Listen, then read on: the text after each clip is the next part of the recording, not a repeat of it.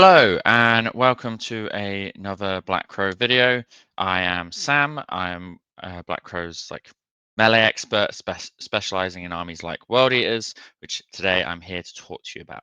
So we've had a new codex. I've already done one video about all the different detachments, but this video is going to be all about the different units. I have the codex in front of me. It's here. It's arrived. We're excited. We're going to get into it. I think there's going to be some hot takes, going to be some very cold takes. I think a lot of people with sense will have a good understanding of what we're looking at. But the the way I'm going to rank these units, it's obviously my personal opinion. Feel free to disagree with me in the comments. I love engaging with you guys in the comments. Um, I'm going to be thinking about the units in sort of their best detachment, the best way to use them, and sort of the advantages and disadvantages of these things. And maybe if they're very useful in all detachments, it might bump them up a bit. If they're sort of going to be a staple in every single list, then that's going to bump them up more than just their detachment. But also, I will be focusing, if a unit is very, very niche and only used in one detachment, I mean, the demons are only going to be using that one detachment. So when we come to those, I will be covering those in that context. So we're going to start off with our sponsors. Glasshammer, fantastic sponsor of ours. I'm an elite member myself. They're really, really great. Please do check them out. We've got discount codes in the link tree in the description. It's literally 5% off everything, including like event tickets, and their events are amazing and all of that stuff, right? Check them out. They're really great. We've got Trident, which do cases. They're really, really cool. You can get custom magnetizable cases. Again, discount code. Go check them out. And Terrain Forge. Classic. You need terrain to play the game, and they do fantastic ones at a decent price. All right. With that out the way, we will crack on with Angron. So we've got to start off with the big dad. He's been fantastic for us for the majority of, well, for pretty much the whole of 10th edition. Those of us that played before 10th edition will remember how he wasn't really great in the 9th edition codex, partially due to the fact that he had to be the warlord, and you really, really wanted Invocatus to be the warlord. Now, we've not got any issues like that coming into the codex, and I think there probably is some positions where he's going to be quite useful. They've heavily nerfed his revive. It only comes back on half health now, 8 wounds. He only has can't rapid ingress anymore. He has to come back in your movement phase, and you don't get any buffs. Now, it's not like you're relying on the buffs as much as you were before, but as we'll go through things, you'll see that I'll be always counting some of these buffs into the way that I judge units. And so not having them for a turn, especially if you oh yeah, I've revived him early. It's like, okay, but now my army on its go turn isn't getting stuff it needs. Just doesn't, it's sort of, it's counter synergy. It's not great. I think there's probably some interesting play with him potentially in some of the detachments where it matters less about the blessings, like the demon one. But he's far too many points at the moment, and he's so much slower. I had a conversation with someone. 14 inches is still fast, but when you have to go round terrain, which you can fly over, but most terrain's tall enough that it's not worth it. It's going round. 14 inches without any extra possibilities of movement is really rough. You can use the pile-in 6 trick. That's quite nice, but he's not buffing the army anymore. He was that centerpiece model that gave you that full rerolls to hit, or +1 to charge when you really needed it. And it was just so crucial. It's kind of sad to not have that anymore. I mean, I think our army is severely lacking in rerolls, which will help speed up games when you're going to have to be moving lots of models in very precise ways. It might, and without the feel no pain part, I think our games are going to be a lot quicker because of those things. But at the moment, Angron for me, I don't think he's in F, because I think on the table he could still be useful, but I am going to put him in C to begin with here.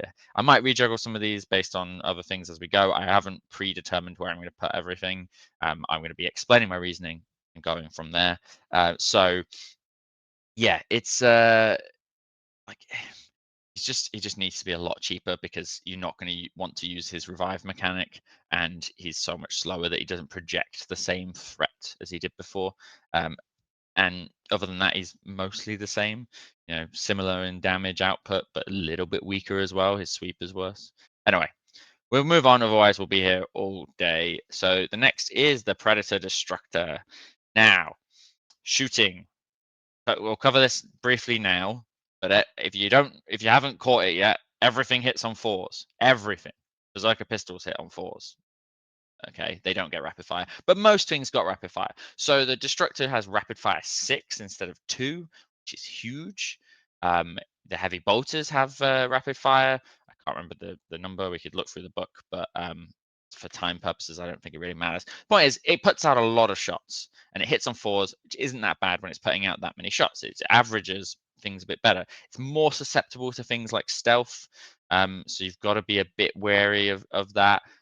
The main issue with the Predator Destructor in comparison to, I think a lot of people are very used to seeing Predator Destructors across on the other side of the board from armies like Death Guard and Space Marines and different factions like that. Their ones all had extra AP. Our one does not have extra AP, which means it's all AP1, which means cover, and we have no way of getting ignores cover in the army. So it's just AP1.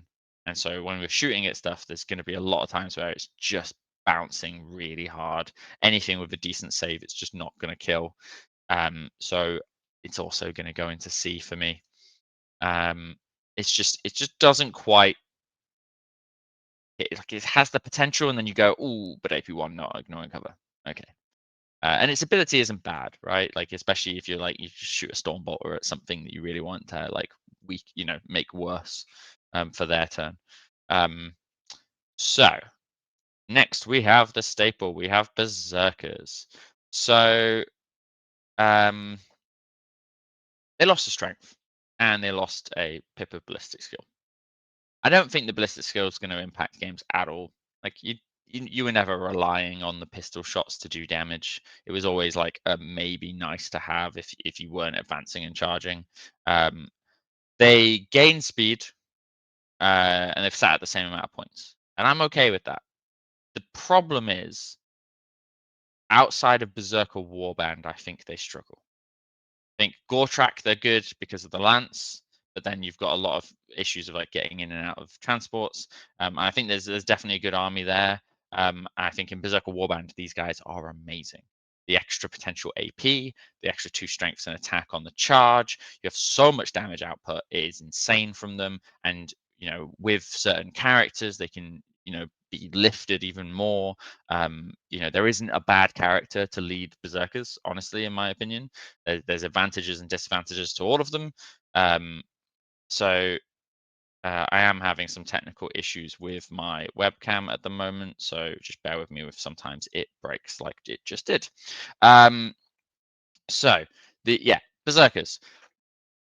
We can have them in 10 mans or 20 mans. So no 5-man Berserkers is a little bit like sad. I wish they had left that in. We could have done 5, 10, 20. Like I would have that. I don't understand why we lost that. But I'm happy with the way the Berserkers are at the moment, and I'm on UKTC terrain. I think I've said this before. I really am liking the 20-man Berserker unit. I've started putting it on the table now. It's ridiculously fast, right? With the Juggernaut Lord leading them, they go 10 with advance and charge. With charge, then pile in 6, consolidate 6. You can cover the board in Berserkers, and then go. You're going to shoot me somewhere, and I'm going to blood surge 8 inches automatically. So, in the context of Berserker Warband, I'm putting Berserkers in S tier, and I don't think they're going to be the top of S tier. I think they're going to probably drop down, but I really, really like what Berserkers are capable of in Berserker Warband, which is, it's fitting. It's the one that's named with them. Like having these strats, like, is just so good for them. The advance and charge when you're moving 8 or 10 is huge. So yeah, that's where we're putting Berserkers, and I think a lot of people who are tired of Index Eightbound are very, very excited to see Berserkers be very good, and especially in that Index detachment. So next we have Spawn. What a glow up these guys got. I mean, we all thought Spawn were good before, and for some reason they made Spawn better.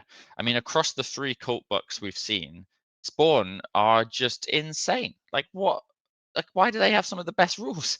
So our Spawn Scout 8 move 10, advance and charge, and hit harder than they did before. Yeah, they've lost the healing ability, and they've lost a pip of Feel No Pain in the sense that the whole army does. But they still have 5 up Feel No Pain, so they're still weirdly tanky. They're still not infantry, which means that enemies anti-infantry, which is quite common in the game now. There's a lot of anti-infantry things in the game now.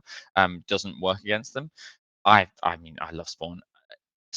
I don't see any issue with putting 3 units to spawn in a list. Like, I don't think any of my lists have ended with 3 units to spawn. But anytime someone's shown me a list and they've gone, I've got 3 units to spawn, I've gone, yeah, fine. Like, they're gonna do a good job. There are little early skirmishing pieces. I think the way we played the game is fundamentally not changed too much, but has also changed quite a bit.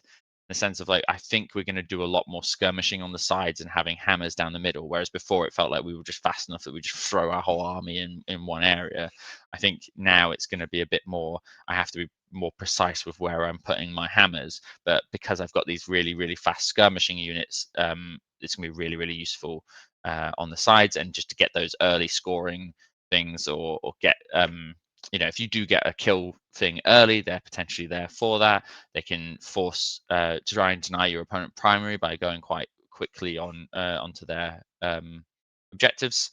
So I think Spawn can actually probably squeeze up to that S tier. Once again, I think they're sitting around here. Like, I think I'm going to put them just below Berserkers, and maybe we're ending up with, maybe I'm going to have to shuffle some stuff down because we might end up with too much stuff in S tier, and I'm going too hard too early. But that's where we're starting. I didn't pick the order. I just sort of left it as what the order was, and this is interesting. All right, Wings Prince, just disappointing, really. He is fine, but not good. It's just like, he's very much an expensive piece that is reasonably quick and hits okay hard. He doesn't hit hard enough, I think, for the justification. Is he does mortal wounds, but only in like the movement. So it's not the same as like the Emperor's Children one that does them on impact, but it's more consistent because if he's on 1 wound, he still does the same amount of mortals. It's just less though on average than when he's on a full wound one of Emperor's Children, and he doesn't have that -1 damage. So is I put him into B, honestly. I'm trying to remember what his other ability is. So we're going to crack open the codex, and we're going to have a very quick look to the flying Demon Prince. Oh yeah, he battle shocks people. Yeah, it just doesn't, just not enough. Like, it's too expensive of a piece to that's not tanky enough, and not like, it doesn't hit hard enough. Doesn't feel like it does enough. I think I said enough. Right. But his counterpart, the Walking Prince, he is very special with that free stratagem. My God, you love that. Like, I've been crying all of 10th edition for CP generation and free stratagems, and like, why do we not have free strats? Webcam's annoying. Like earlier, like, because so many factions had it. You had Gulliman spamming the hell out of it and everything like that. It's so frustrating having to sit across the table when someone's getting to spend so many CP on so many stratagems. Now we get to do it too. I think I'm not a fan of him in the demon detachment, because a lot of those strats actually target the demons, and you'll have a large portion of your army being demons. He can't affect them. I also think that his lone op ability doesn't trigger off them, which is very weird. The Emperor's Children one does, because it just says Slanesh units, and I think his one does say World Eater units. So it's a bit of a shame there. I'm gonna throw him. I think he is actually going to sneak above everybody else in S tier, and we're really top loading this already.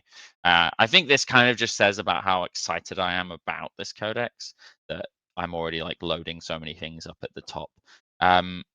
So next is the Defiler. Now, he is the most viable he has ever been, but I still don't think he's there. I think the Defiler is decent amount of shooting. He has some cool rules that your opponent can quite easily play around, and he's still a lot of points. Like, he's still hard to move out of deployment zones, especially if you're having more like multiple vehicles and monsters. It gets very like clunky. Like he's fast enough to make it possible, but not fast enough to make it easy or comfortable. And his shooting is still, once again, we're all on fours. He's got a lot more shooting, and he can potentially shoot enemies that drop in near you, but also because of that, they just won't drop in near you. So in reality, what it is a 12-inch no deep strike aura, unless they can be hidden in a way that you can't charge them. So if they can go 9 inches behind a wall and there's no, you're not up and then you're not up against a wall, they can still do it. So it's kind of like a 12-inch deep strike denial that's worse. And then also, and it's on a big model, so maybe it's not the worst. But and then they just don't get out of transports. Now there could be an FAQ that basically says if they get out of transports and then move into your area within 12, that you could then activate on them because they did set up that phase. It's the way I read it and the way I assume it will be interpreted at events is if you get out within 12, that's when that triggers, even if they move away from you out of 12. But they I think things like fire dragons and stuff like that are going to get out of a vehicle outside of 12 and then walk into the 12 and then just kill you. And I think that would be the way that rule works. So, like I say, best the Defilers have ever been, and I do have two on a shelf over that way, from back in like 5th edition. But I don't think they are going to be making it into our lists anytime soon. So I'm going to put them in B. Once again, best attachment is going to be Gore Track for most of the vehicles, by the way, because having that strat to breach through walls. I know they can breach through walls that are small, but most tournament packs now have most of the terrain are above 4 inches, so that rule's not going to play much over. Okay, so we've got the Predator Annihilator. This Predator, have I got these the right way around? They're very small. I'm pretty sure I've got them right around. Those look like heavy bolters. So the Predator Annihilator, rapid fire las cannons, pretty cool. Still a Predator model with no real fire support help. Once again, really struggles into things with stealth. But he's got rerolls. So I think it's only on like wound and damage into big things. Once again, we have the codex. So I quickly look, so I don't have people in the comments being like, why didn't you look up this rule that you're getting wrong? Yeah, Predator Annihilator, each time this model makes a ranged attack against the closest eligible monster, vehicle, or target with an 18, you can reroll the wound and damage. So he's still hitting on 4s. You will be getting like 5 las cannon shots within 18 when you're within 18 you get the rerolls, but within 24 you get those las cannon shots. It's good. It's not breaking the bank. It's not like, going crazy and impacting the game too much. Like, it's going to be nice to pop a transport somewhere, or maybe just get like a kill, but you're not getting it on something that's far away. It's you're not threatening the distance the same way that a loyalist marine Predator would be. So I think this is definitely better than the Destructor, because it has the AP, doesn't need to worry about that, and it could put out a good amount, like a decent amount of heavy hitting shots. But I think I'm putting it into the bottom of B tier. All right, now we come on to Eightbound. I've just realised that the all the extra ones that I've added in are not in here, so just bear with me while I quickly import the extra ones.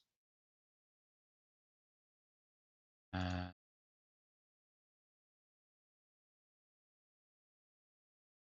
about this. I did prepare these in advance, but it looks like they disappeared off the screen.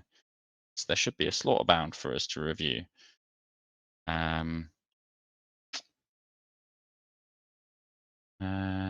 We're looking for Bloodletters and Blood Crushers. Okay, sorry about that. Back to the review. So the reason I noticed that was because I was going to do the Slaughterbound before the Eightbound. So Slaughterbound, I mean, I know a lot of people were disappointed that he's damage 2, Bloodthirster and all. He still hits really hard, and he takes enhancements incredibly well. And I think he does some fantastic stuff with Eightbound. Now, don't ever rely on the revive mechanic. Like maybe if you're in vessels or the like slaughter band detachment, there's potential there. If you might want to take 6-mans, and maybe that revive might pay off. But I think it's gonna be a rare occurrence. I think just treat him most of the time without that, and he's still good, and he's cheap, and he hits quite well. So and yes, he's on a slightly bigger base, but he still makes, him and 3 Eightbound, or him and 3 Exalted Eightbound deep striking is still a nice little cruise missile that you can rapid ingress in a nice way. So I really like him. I think he will find a home in a lot of lists. I think he's going to be our first entry into A.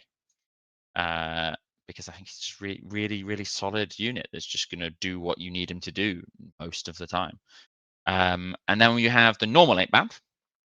So move 10 now, hit way harder than they did before in the sense of strength. Same AP, same damage. They lost the option for weapons, which I think is a bit sad. Like, give us weapon options, GW. Don't tell us all of our weapons have got the same name for 8-bound and Exalted 8-bound. Like, how like we had a way of differentiating them before. We had different sergeants and all of this other stuff, and now we just just throw your kit bashed random crap all together and just put it on the table and just say it is what it is, which I'm not a fan of. But the aura is good. It's a sat once again. We've lost rerolls, but the aura is very good. It's easy to spread it to huge units like a 20-man Berserker unit, and there's a lot of I think the unit hits quite hard when it goes into non-vehicle monsters, and it's not shabby at the vehicle monsters, especially in Warband. I think I'm going to put 8-bound in. I should put them in the discussion part first, but I think 8-bound are going to end up in A as well. Exalted 8-bound, slightly more expensive. Hit like their weapon. They've just got one less attack and the same weapons with anti-monster, anti-vehicle, which also does lead to a weird situation that I saw someone point out, that you can have if you had Exalted 8-bound with the anti-infantry, the dev wound against infantry blessing, go into a unit like a unit of Zoanthropes with a I've forgotten the name of the leader now, but they have like a leader that's a monster that joins the infantry Zoanthropes, and so then it's an infantry unit and a monster unit, which means they get the anti-monster and the dev wounds against infantry, so they actually just get dev wounds on 3+, which is insane. Super rare occurrence. I think that's the only unit I know of that has both monster and infantry keywords. But cool. And maybe something that might come up in one of your games, and you go, "Oh, that Zoanthrope unit's really annoying," and then you throw a unit of Exalted 8-bound into it, and you shred it to pieces. So yeah, getting their strength 10 on the charge. I mean, they got basically, it's rare they're not going to end up being wounding on 3s, even outside of Berserker Warband, they're going to be wounding most things in the game on 3s. There's very few things that are toughness 8 or higher that aren't a monster or a vehicle. Them being 10 more points than 8-bound, and 8-bound being 10 more points than some other things in the game that I don't really want to bring up now, actually. But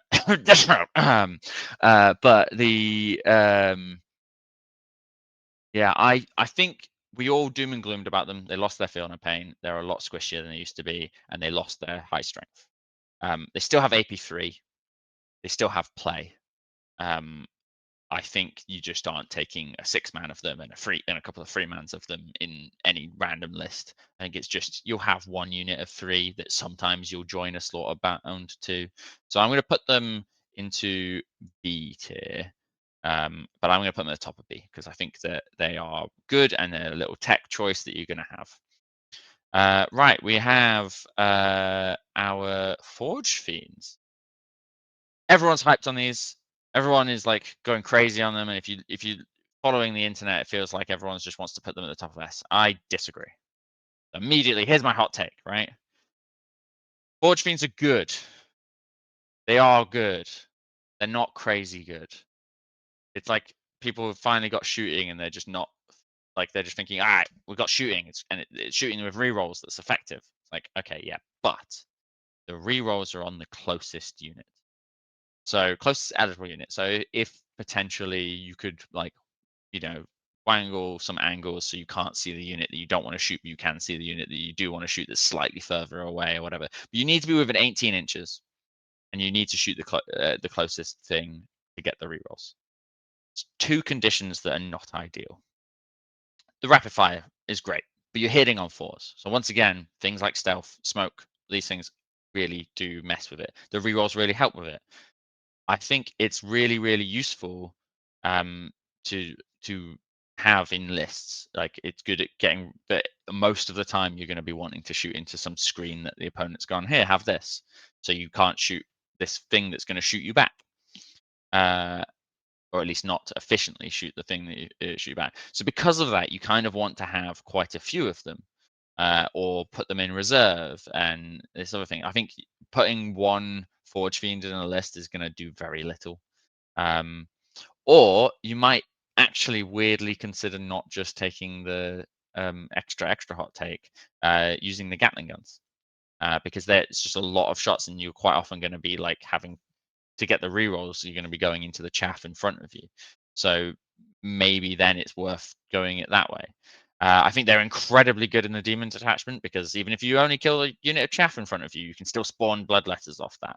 So I think we'll see a lot of them in a lot of lists, and they are good, but they are not S tier. It gives your opponent a lot of agency to play around, and also people that are saying like their Overwatch is really good, I disagree. Like the Overwatch is fine. It does something. It's actually it will potentially impact games. It might make an opponent think twice, but you're not killing very much when you do it, and there's a chance you just don't hit at all because yes, it's rerolls on the 6s, but you're not getting sustained hits.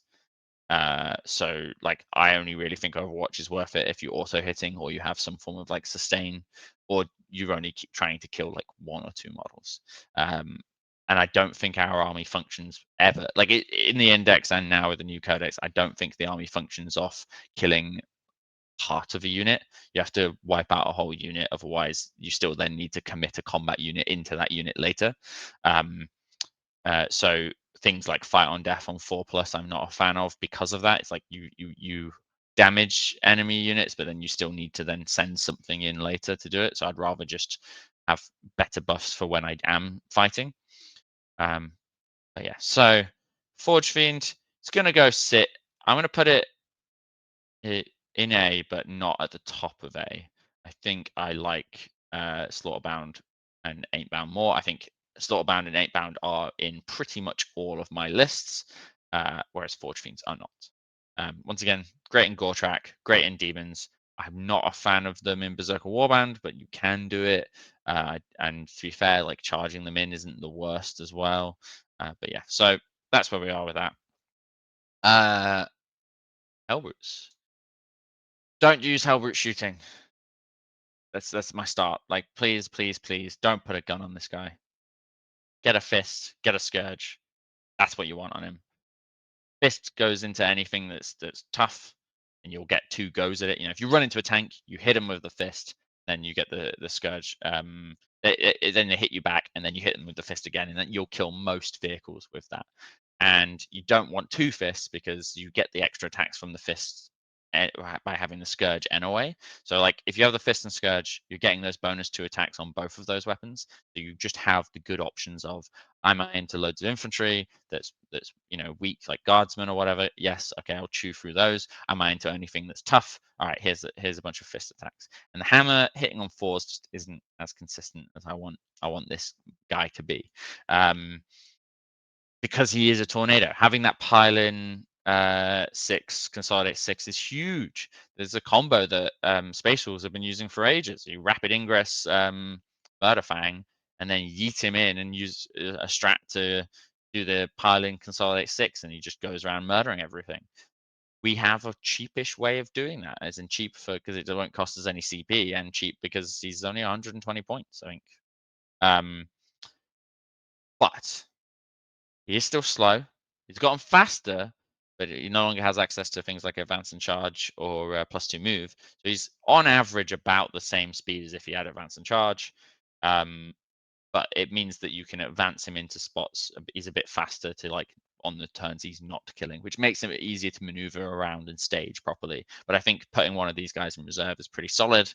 I think I want to try using them a bit more. I've been hard up on them for the all of 10th edition. I don't like the model very much, and I thought the unit was really bad before. He's definitely had a glow up. Like the blessings alone has been great for him. And I did talk about in my previous video some of the combos that potentially you could get. There's a lot of discussion in the comments about the viability of these combos. I have talked to um, uh, refs, not had any official rulings put in stone yet because they wouldn't do that just on the fly. It's something they will take away and come up with rulings for.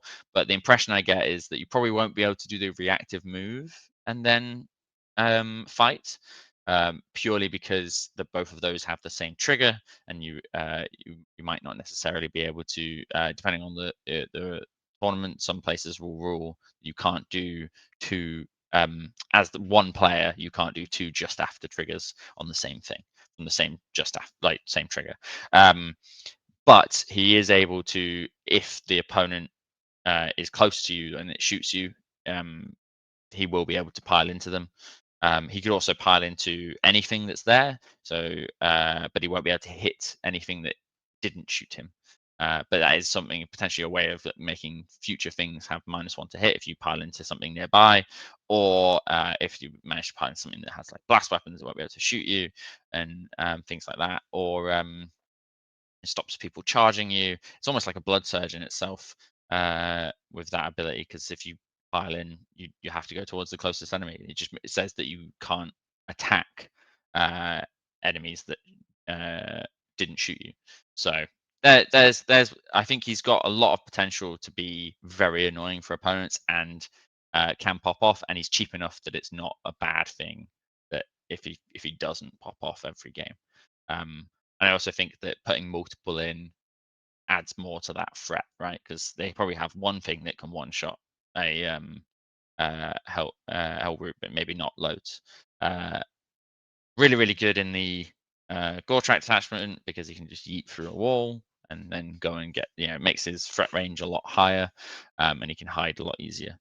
So I think because of all of everything I've said, and I've said a lot of positive things, which isn't like me for Helbrutes, I think he's going to sit under that Forgefiend in A. It's like, I think he's either the top of B or bottom of A. He still doesn't have an invul save.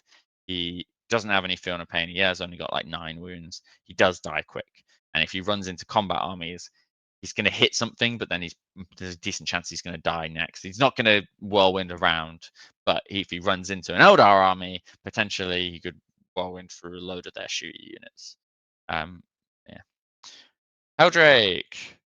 We did not get the glow up of the Heldrake of the Emperor's Children, and even the Emperor's Children one lost its 2-up armor save on app release, or on our app release. It's very weird. I'm not going to dwell on this very long because it's still silly amounts of points and still squishy and not effective. It's going straight into F tier. Don't bother, guys. It's too much trim to not much gain. Right, Invocatus. He is no longer an auto pick to get that scout.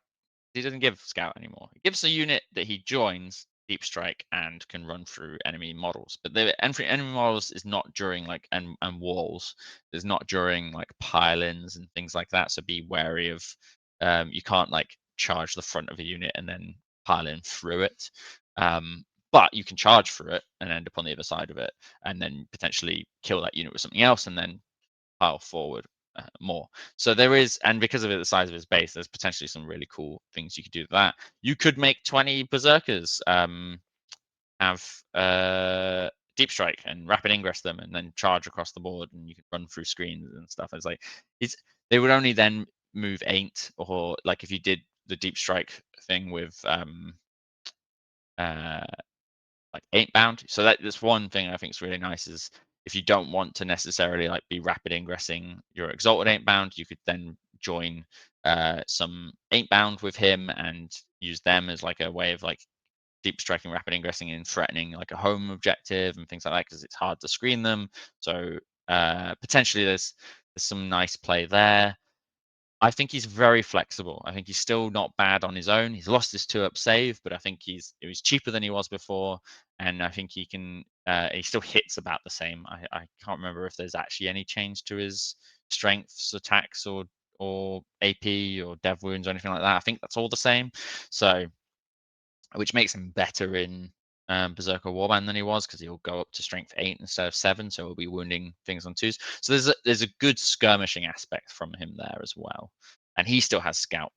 So I think he's a very useful tool, and I think you'll see him in a lot of lists. But he's not a thing where it's like if he's missing from the list, you're like, oh my god, that list doesn't have Invocatus. I think he's a strong unit that I'm gonna put. I think he's gonna sneak into A tier. I think I'm gonna put him just above the Helbrute. Um, but yeah, he's a fantastic little model that's just gonna either do really well scoring objective or turn a unit of 3-8-bound into much more of a hammer unit with a bit more flexibility on where it moves if you get screened in more aggressively. Jakhals. So Jakhals are sad. They lost their Feel No Pain, which was their main survivability thing, right? Like everyone loved rolling 5-up Feel No Pains on Jakhals and them living way more than they deserve to. They don't have any Feel No Pain anymore. They did gain Toughness 4 and they gained Grenades. Both useful things. They gain an inch of movement, which is not great. They lost Battle Line. They struggle a lot more than they used to at doing anything other than the reason you took them, which is sticky objective, screen. They're still a sticky objective screen. And it weirdly in Berserker Warband, they go up to strength 5. And you could give them extra AP. So suddenly they're actually really, really good at dealing with opponents' screens. And they were not bad at it before, especially if you gave them the rerolls from like 8-bound and Angron. But now they don't have access to those rerolls. But they do have access to, like, if you're going into opponents' screens with them and you have 8-bound nearby, suddenly you're looking at like, oh, I've got 8-bound sat behind this wall. I run out into the middle to clear my opponent's screen. I have 24 attacks with the Jakhals. Oh, actually, are they 3 attack space now? I know the Goremongers are 3 attack space. So Goremongers, spoiler. Oh, I think they're not on this list. I don't have a photo of them. All right, I'll talk about Goremongers at the end if I remember. But yeah, so Jakhals, they do have, they have 3 attacks each. So in Berserker Warband, on the charge, you'll get 8 Jakhals will get 32 attacks at strength 5. You could buff that to AP1. If they're near 8-bound and attacking, what they're probably going to be going into infantry and stuff. They might have sustained hits. They might have lethal hits, but you could give them an AP if you really needed to, or you felt like your Daemon Prince wasn't going to use his free strat in this battle round because it's like turn 1. And maybe you went second, and you're just clearing out your opponent's screen. Actually, really, really effective. It's going to deal with most early game screenings and just win that battle by itself. It's got a couple of special weapons that aren't bad. Obviously, the Mortal Chamber still hits on 5s, which is funny, but then that might hit on 4s if there's 8-bound nearby. So, yeah, I think they're actually they're not tanky. so they will just die. They are cultists. They will be paper. They are toughness 4 cultists, but they hit significantly better than they used to. Not necessarily outside of Berserker Warband. They're not going to do very much outside of Berserker Warband. Maybe in vessels with the extra strength and AP strat, but even then, seems like a waste of CP unless you're using the Daemon Prince. So I like them. I don't think they're. I think you're going to take a unit of them in pretty much every detachment. They have their own detachment, which I don't think is very good at the moment. I'm going to put them at the top of B because one, that nicely balances out my A and B, and two, I think just because you feel like you have to take them for the sticky objective and screening doesn't mean that they're necessarily super good. And I do feel like they're worse than they were before, especially losing battle line hurts on those missions where you have like swift action and things like that, because that was really nice for them. They're a little bit faster than they were, but not impactfully enough. So in the B they go. Khan. Well, if Berserkers are up here, and Khan makes Berserkers really good because he gives them because he's one of our few sources of rerolls. So you have reroll ones to hit and ones to wound, and yeah, he might kill a Berserker here. I'm not going to throw him in a 20-man unit because they can't sit in a Rhino, and Khan loves his Rhino. So I think we're putting. I think Khan is just is priced not like in a way that you just can't not take him. Like if you're taking Berserkers, you're taking Khan. It just is what it is. So I'm going to put him at the bottom of S because maybe some lists won't take Berserkers, and that's fine. But I think in that Berserker Warband detachment, he is so good, and he's also like he's actually pretty good as a single like missile unit as well. It's like, all right, I'm going to run and yeet onto this objective. I'm going to get back up after I die. It's just annoying to remove, especially for some armies. I think there's just a lot of advantages that Khan has that I really, really like. So he is up there for me. Land Raider, put it in Gore Track, goes through walls. Suddenly its movement issues are gone. It hits reasonably okay in combat and does 8 las cannon shots on rapid fire at 24 inches. Okay, that's pretty good. We don't really have things like advance and charge anyway, so he's not wanting to advance. So, like, Land Raider, I really, really like it. I think it's another thing where it's like in Gore Track specifically, I think it's going to be a staple. I think you're going to have one Land Raider, and you're going to put a bunch of 8-bound in there, with maybe some with a Slaughterbound. And I think that's going to be really, really effective because you're just going to yeet that thing through walls, charge it at the enemy with the 8-bound, so then they can get back in, and maybe it would like finish off a screen that's been hurt that you've shot because it's got a silly amounts of shots and not just and can pop transports quite well or deal with something big. You know, it will scare people when you go, I've got 8 las cannon shots. If you roll hot, that could just kill anything. Obviously not anything, but like, you know, it can kill a lot of very tough things if you roll well. So they have to respect it. And it's not, you know, squishy at all. Potential reactive move could be annoying as well. You know, if you do like poke your head around a corner to las cannon something and then they shoot you back, but like it's very rare that things can one shot a Land Raider. You then just like scoot yourself back and you're hidden.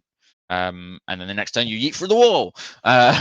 Lots of CP usage, which makes me want to use a Daemon Prince. But yeah, so I surprisingly like the Land Raider. I think it's thinking of it in Gore Track, not in general. I think in general it's probably somewhere like down here, but in Gore Track specifically, I'm gonna put it up. And we're gonna bump the Helbrute more. And slowly Helbrute starts falling down the ranks. Cool. We have a Lord of Skulls. He had a glow up in a way that's not obvious, or that I feel like isn't obvious. A lot of people have been talking about how good he is now, but you know, I think people get focused on his shooting. You know, getting all the rapid fire. He does now hit on 4s though. He just makes the blessings more consistent in general. In his detachment or the Jackal detachment, I think that is very good. But the main thing for me is that he just gets to run through walls. He's got 12. He gained 4 inches of movement and can run through walls, and he hits harder than he used to. Like It's just fantastic. 505 points hurts. It feels also very targeted of being like no strat reserve for you. Um, but I think if he comes down in points, he could end up being very good, and I think you could see lists with at least one, maybe two, and that Jackal lists with like three if they become cheaper. I think at the moment he's going to sit himself in B tier. I think I'm going to put him above the. I think right here is a big divide in B tier at the moment. Whereas like I like the stuff to the left, and I'm not a fan of the stuff to the right.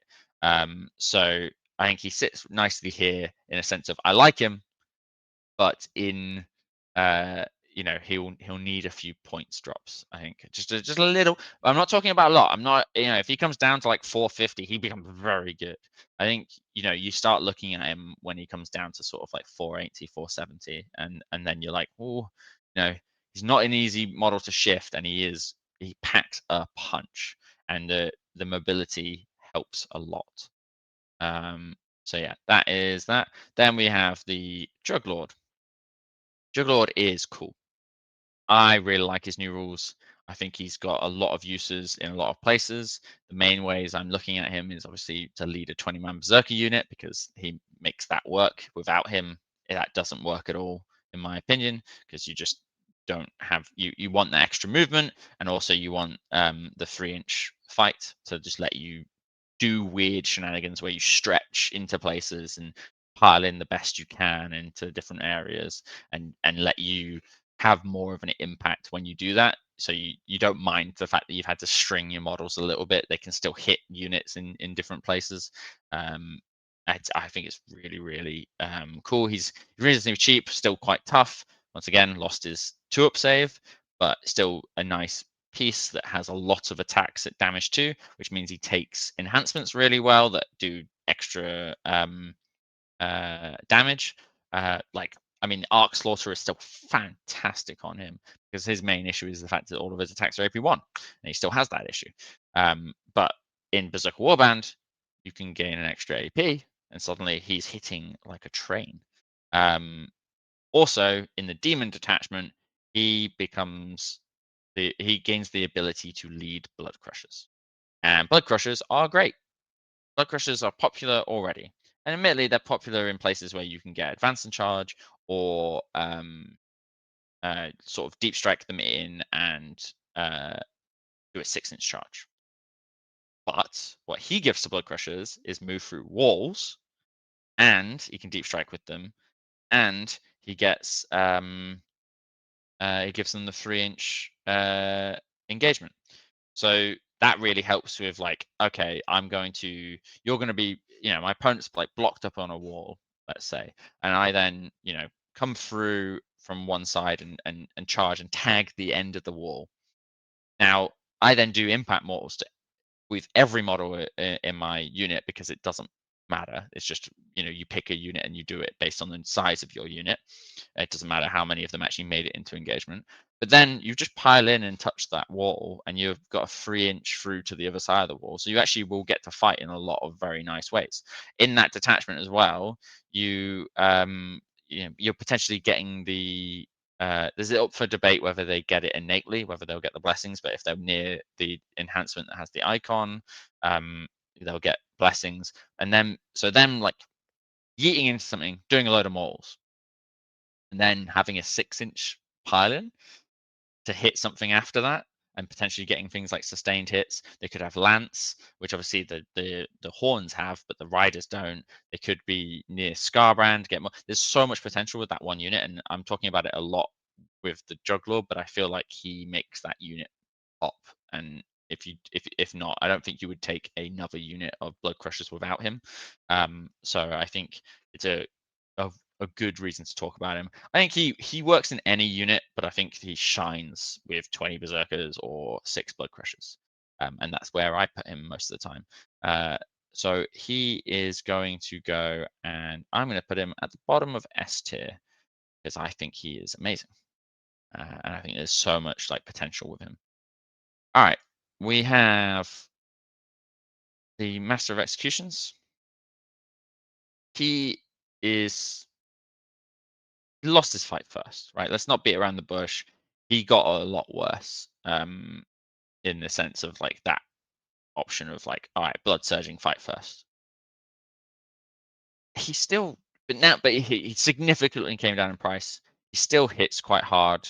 He still takes enhancements very well, especially as a cheap tool. I think him going in a Rhino with 10 Berserkers is still very good. But I just think he loses out to Khan. And he does have the ability to generate CP, but it's really niche and not great. I think he's fine. I think I'm going to put him probably in B tier. Not harboring on him for too long. Uh, but yeah, he's the main reason you had him before was fights first. Now just Khan beats him. So we're looking at like potentially like three different characters that are good at leading berserkers. I would argue are better. The only advantage he has over actually in Gortrak, he takes enhancements really well. There's some really important ones in with berserker units in Rhinos. You're not going to be taking the mounted guys with it. So I'm gonna bump him up. I'm gonna put him at the top of B because of the potential, uh, yeah, for because of Gortrak, where you'll probably see him quite a bit. Because that is literally, I'm going to spam berserkers and characters in rhinos and other things like that, and maybe some odd vehicles that help out. Speaking of odd vehicles that help out in Gortrak, Maulerfiend. Now, Maulerfiend, there's a lot of talk around them. I think a lot of people really like them. I'm not a huge fan. I think the funniest thing about this Maulerfiend is the fact that you take the melters on him, and if you get within 3 inches, you melt the crap out of something, which is hilarious with the rapid fire. Um, I think he's cumbersome. I think he's not particularly tanky. I think he does well in Gortrak, but once again, I'm talking about a lot of vehicles being good in Gortrak by using the or having the potential to use the 1 CP go through walls. And only one of them can do it a turn. So I feel like he's lower down on the priority list for that than probably one of your transports or something like a Helbrute or a Forgefiend, where if you want to get a particular angle. Sort of, or at least threaten a particular angle. So maybe the Forgefiend doesn't need it as much because it forces your opponent to play around it. But yeah, I think the Maulerfiend for me, like he's very good at what he does, but what he does is not something I really feel in need of, and still is a bit cumbersome space wise. I think in the list that you would consider taking him, you're already a bit of a car park. Not bad rapid ingress because he is tanky enough to rapid ingress into less optimal positions and get those nice charges. They shouldn't just die from small stuff. You can keep them away from the dangerous stuff. I think there's no like I could see the Maulerfiend going into lists and being useful. I just think there's a lot of stuff that I'd rather have. So I think the Maulerfiend, I'm going to put him just below the Exalted Eightbound. I think there's definitely a place for him, but it's just not with me. Um, Rhinos. Obviously, Rhinos just going F tier, right? Yeah. Uh, Rhinos have been a staple of this army forever, right? Like before we had a codex, before ever since anyone was like, "Oh, Khorne Berserkers are cool," Rhinos came with them, right? You just always have Rhinos.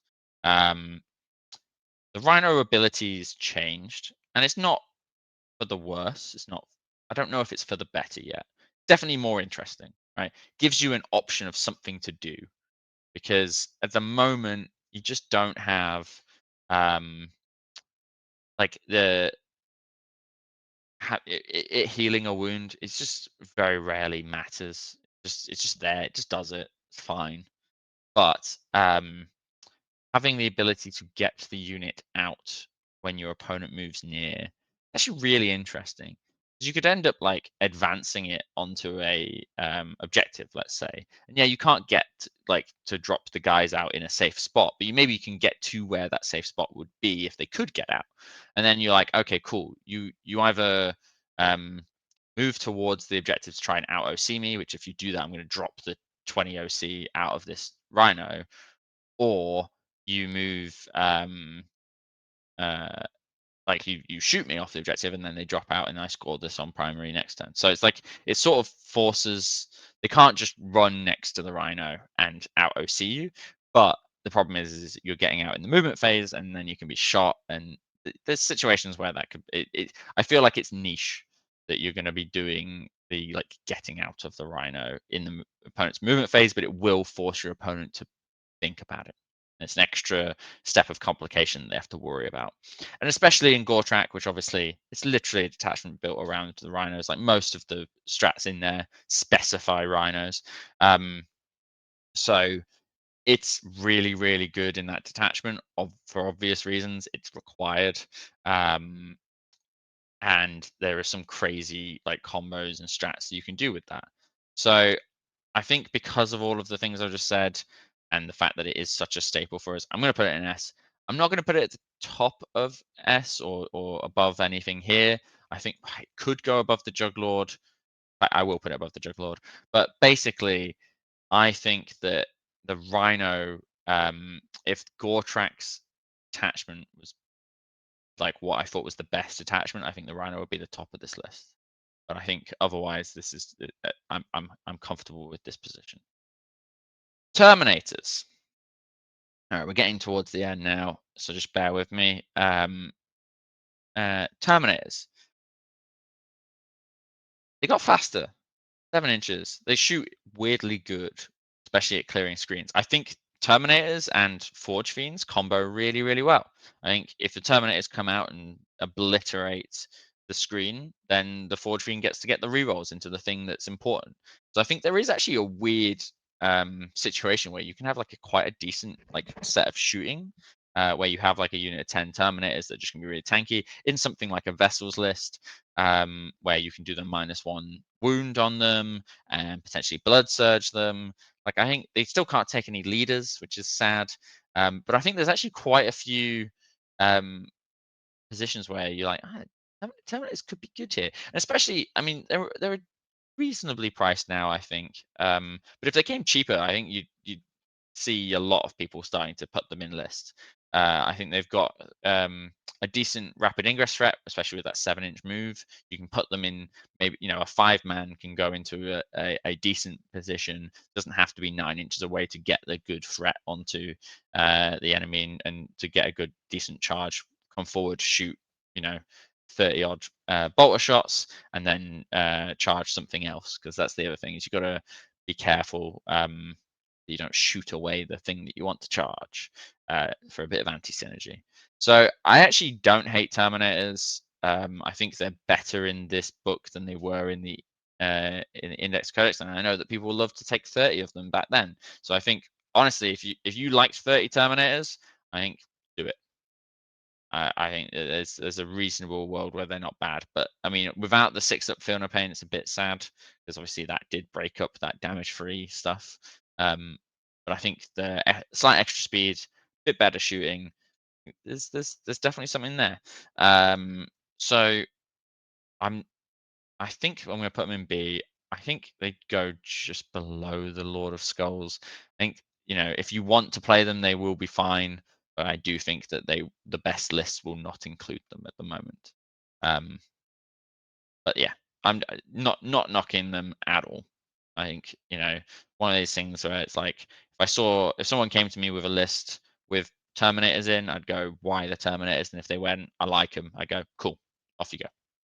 I wouldn't be like, well, yeah, but I get that you like them, but they're not for it right now, which is probably what I would say about some of this stuff. I'm gonna swap the Defiler and the Prince because I really don't think that Prince is worth anything very much. And the Defiler is another one of those ones that's like, I just can't see it working. But if you get it to work for you, more power to you.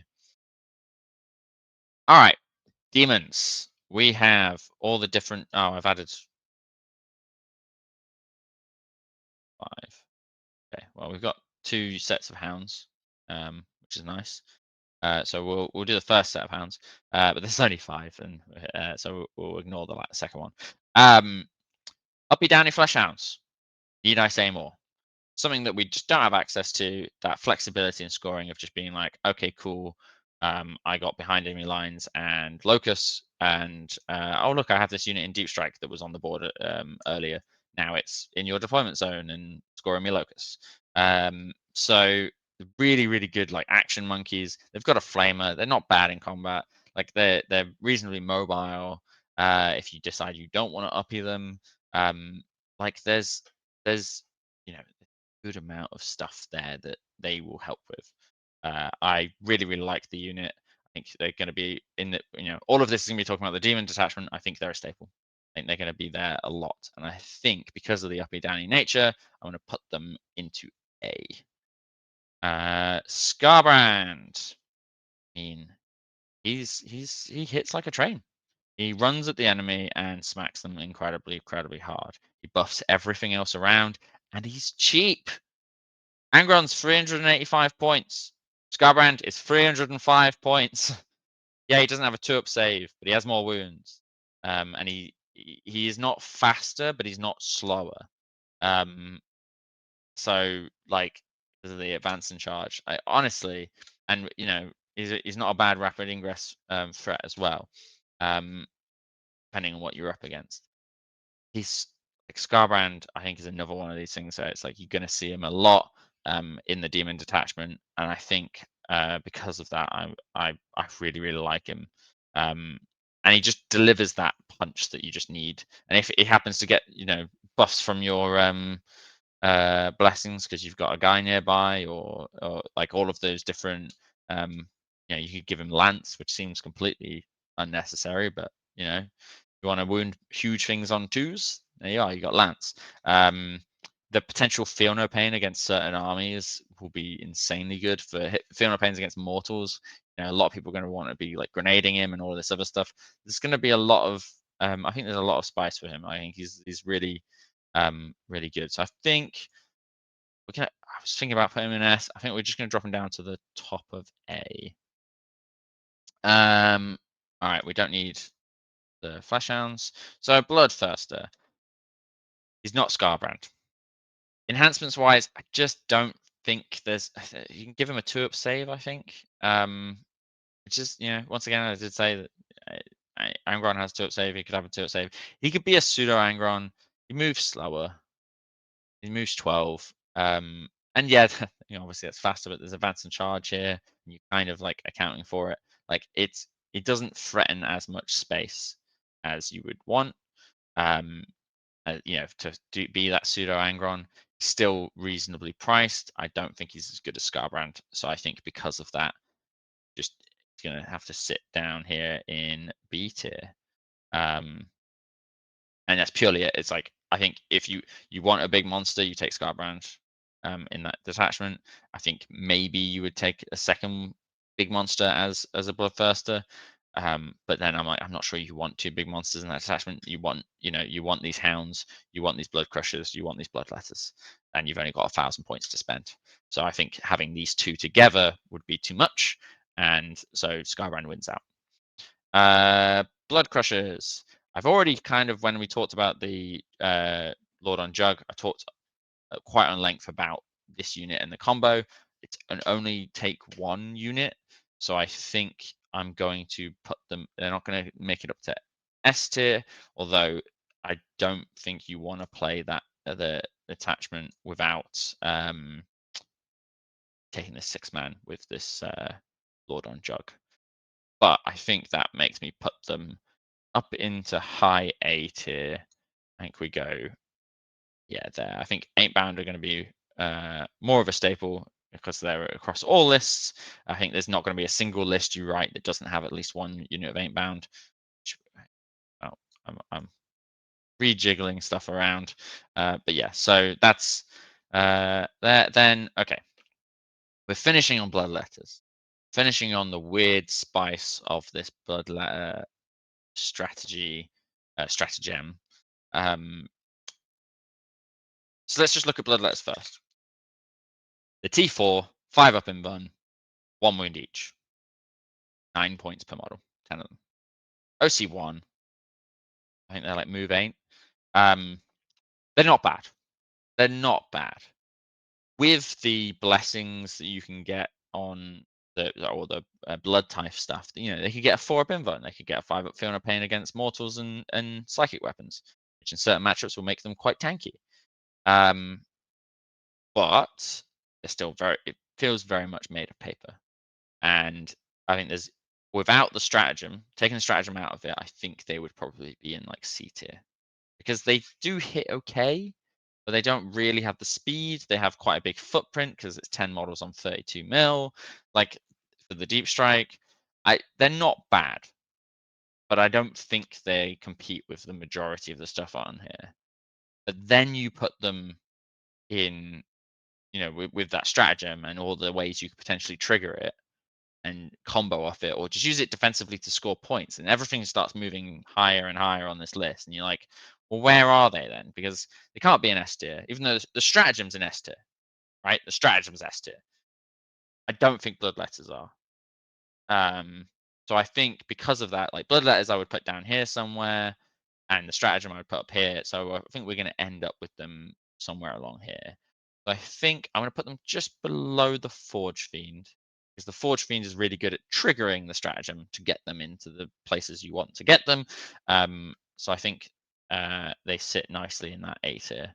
And then that is the end of the tier list. So if you've managed to get this far, thank you very much for watching. If you have any conflicting opinions or stuff you would like to add, stuff you think I missed when I was talking about a unit that might make it better or worse, please comment. Think genuinely this list, I expected to see more in F. I thought I was going to hate more stuff, but I really don't. Like, I think the whole thing is the book is extremely exciting.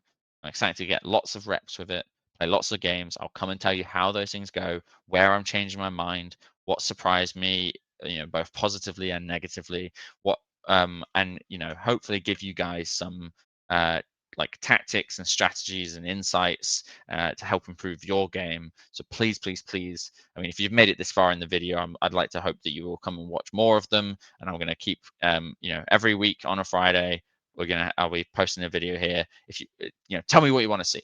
What kind of strategy videos do you want to see? Do you want to see deployments? Do you want to see 6-inch pile and consolidate tactics? That one's going to take quite a bit of prep because there's going to be a lot of visuals for it.